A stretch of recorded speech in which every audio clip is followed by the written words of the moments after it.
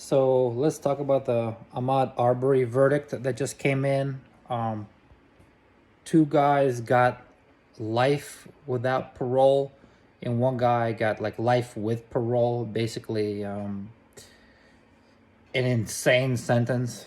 Now, recapping what happened. Basically, I haven't been following the case super well. Like I just know the general details that there was a construction site across the street. Apparently, some people, I don't know if it was a fact or not, but apparently some people were break into that construction site, maybe taking some stuff. Ahmaud Arbery, who happens to be black, was jogging by. He they had a camera inside installed the construction site. He walked around, didn't take anything, kept on jogging. But they saw on the camera that that there was another intruder onto their site, construction site. So these guys called the police, got in their truck, got their arms, and started driving after him. And then I guess called a third person, and then there was a police called again. Eventually, they met up. They were waiting for Arbery with a shotgun. Arbery defended himself by trying to grab the shotgun. A struggle ensued. Arbery was shot dead. There was cell phone footage of it from the second truck, and at first they got away because the DA or whatever was very, or basically the district attorney or somebody in the government was very sympathetic to what they've done or something about self-defense.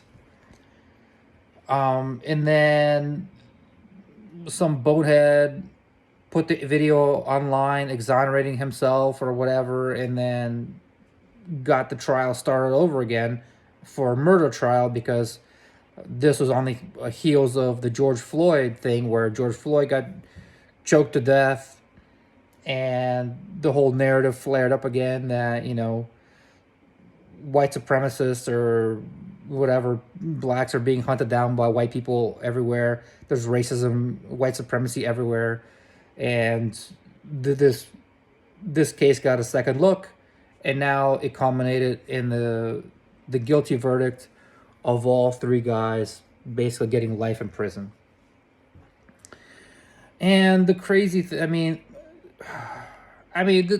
the one annoying thing is if you like read YouTube comments or just stuff in general, like the first thing you get is how political it is. Like people are projecting their politics out on the outcome and thinking, which is a horrible thing in itself. And like if you like, let's say you put yourself in these guys' shoes or any kind of, you want your case to be tried for what you did, if what happened in your specific situation.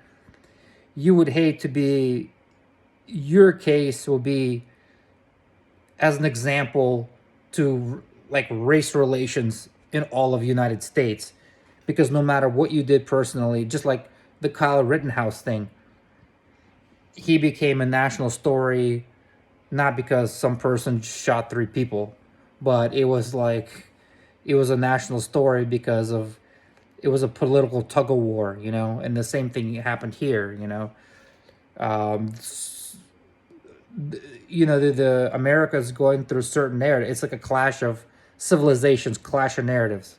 One narrative being that there's white supremacy everywhere and black people are being shot dead in the streets or lynched or whatever, and they wanted to prove that narrative, and then like see they found an example. I mean, and this is so unfortunate because I think the case is more complex than that.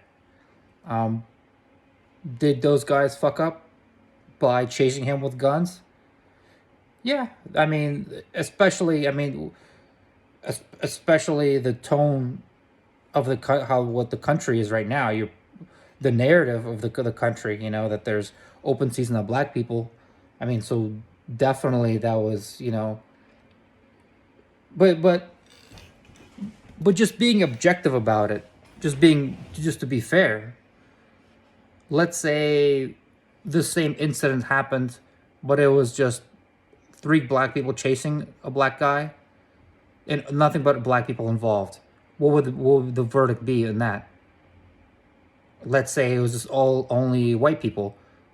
Arbery was white, and the rest of the suspects were white. What would the verdict be with that?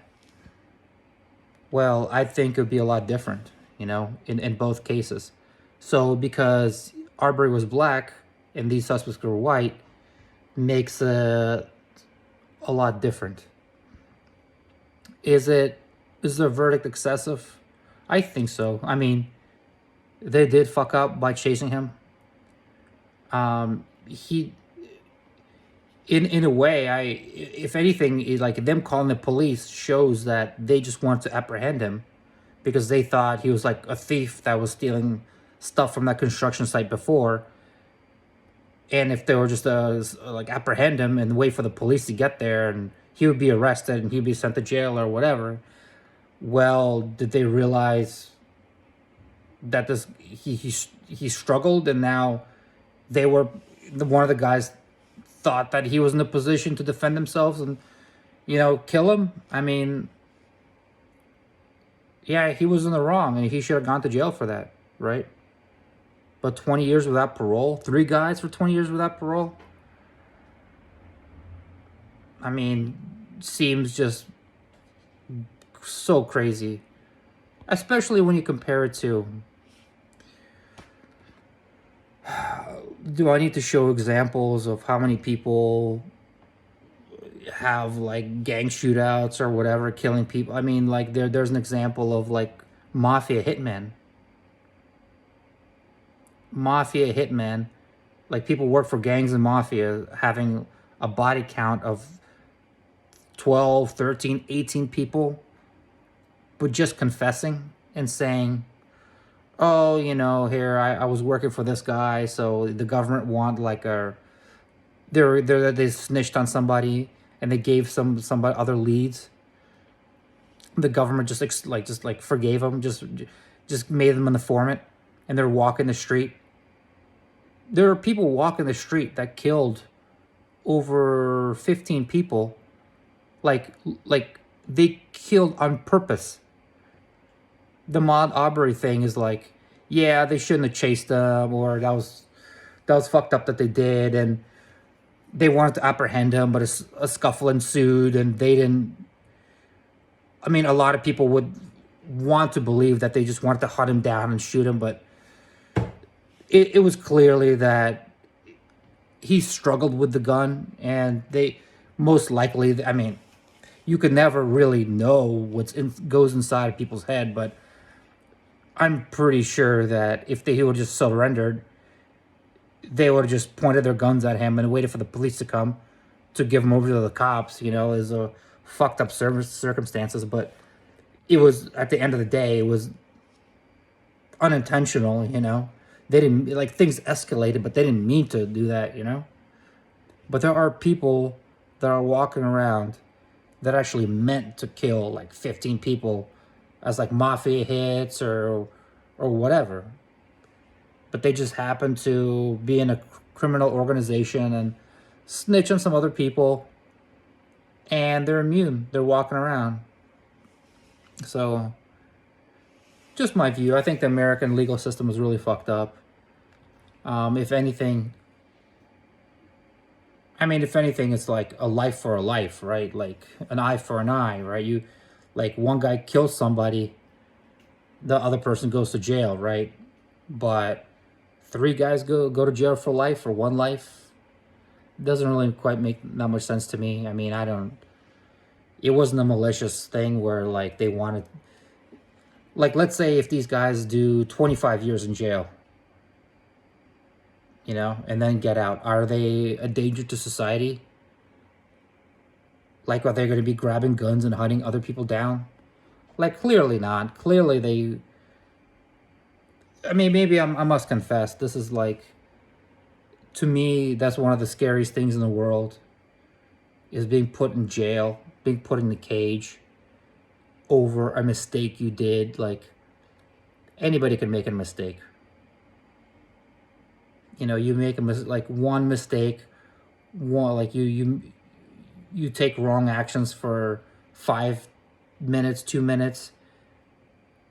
That leads to irreparable harm. You go to jail for life without parole. So you're gonna die in this concrete box.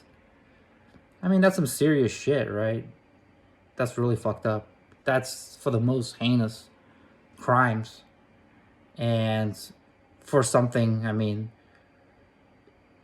for something that's these people clearly didn't really want to do. It's not like they got drunk on a Friday night and went out like looking for people to kill, you know? So it's a sad situation all around. It's sad that people are politicizing it, that they want to put, you know, well, first of all, some people are completely afraid to speak up. We're not going to say anything for being labeled as like crazy racist, white supremacist. And other people are completely projecting something that's not there, completely projecting this narrative that they're almost like KKK members that are looking to hunt somebody down. Neither is the case. The truth is more complicated than that. And the sad thing is, these guys were made political examples of, really, just of politics. And their sentence is so unproportionate. I mean, in general, like not even this case, but America in general, they're like the sentences that are meted out are so disproportional. People, the pedophiles or all sorts of murderers, they go to jail for 5, 10 years, right? And these guys go to jail for life without parole for something that, I mean, clearly them calling the cop, like if you were gonna kill somebody, like fuck this N-word, we're gonna kill him, whatever, he's whatever, we're gonna hunt him down like a dog. Why would they call the cops? And why would they even take video footage of that and post it or whatever? I mean, yes, they fucked up. They did something wrong, right? But it's more than that. It's about intention. If they intended to do something wrong that they knew was wrong, they wouldn't have called the cops, haven't had any major ever. They wouldn't have done it on a major, like, let's say if they wanted to kill some black people. Why would they do it on a big residential street where everybody's going to find out about it? And you're calling the cops, and you have your cell phone with you. So obviously their intent was not to kill him. Did they fuck up by chasing him with guns? I say so, because you got to read you got to read America's climate. You know, the political climate, you're going to be seen as some KKK members lynching a black guy, you know, that's what they got. But just because they're not so politically astute or aware, you know, and they fucked up, doesn't mean, I think 25 years would have been enough, right? For a fuck up, right? What do you guys think?